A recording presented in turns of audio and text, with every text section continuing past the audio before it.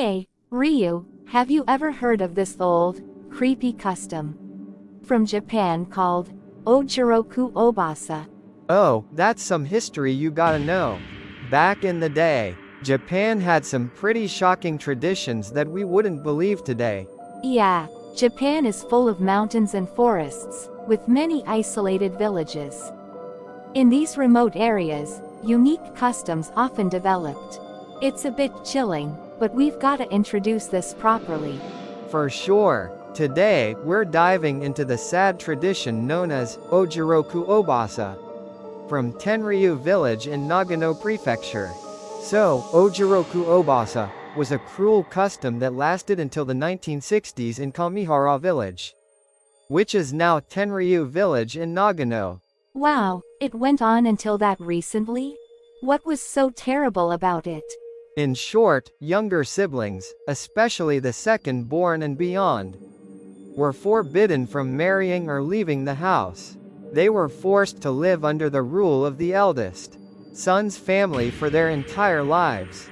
Ojiroku referred to the men, and Obasa to the women. But both were made to live a harsh, subservient life. Why were they treated like that?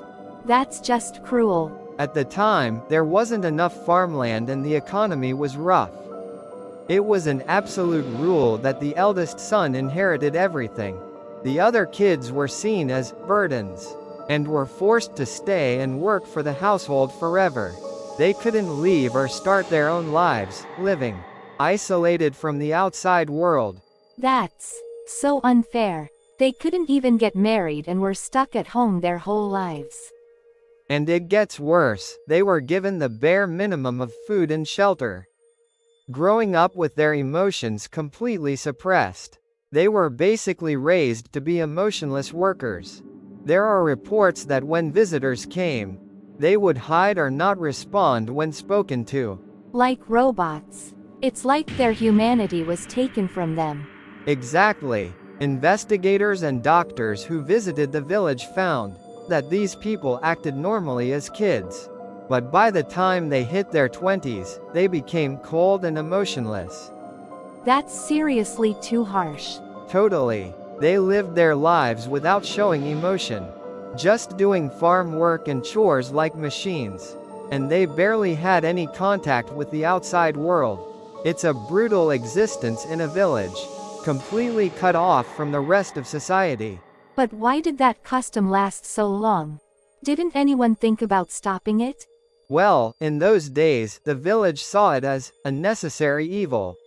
To protect the family, with limited farmland, it was impossible for everyone to become independent.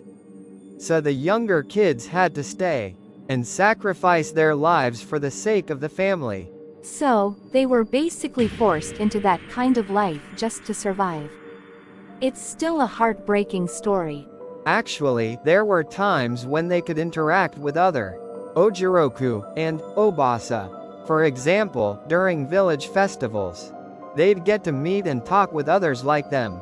So, they did have a little connection to the outside world? That might have given them some hope, at least. You'd hope so, right?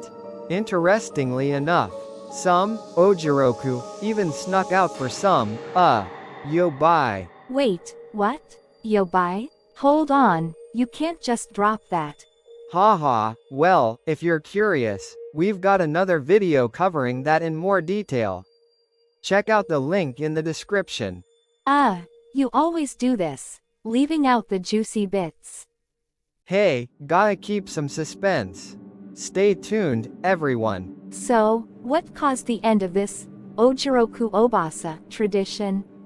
After World War II, social changes and the mechanization of agriculture slowly made the custom disappear.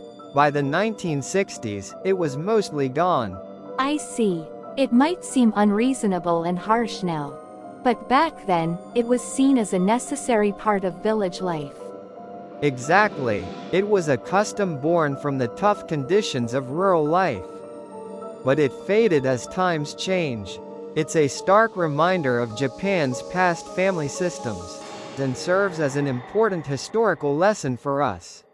Today, We learned about the dark custom of Ojiroku-Obasa from Japan's past. It's clear that sometimes, people had to make painful sacrifices just to survive. That's right. We can't imagine living like that now, but that's how people got by back then. Learning about this kind of history really makes you appreciate the freedom we have today, doesn't it? Definitely. Everyone, as you reflect on these old traditions, take a moment to appreciate the times we live in. See you in the next video. Catch you later. If you enjoyed this video, make sure to like and subscribe. Your support means the world to us. Thanks, and bye-bye.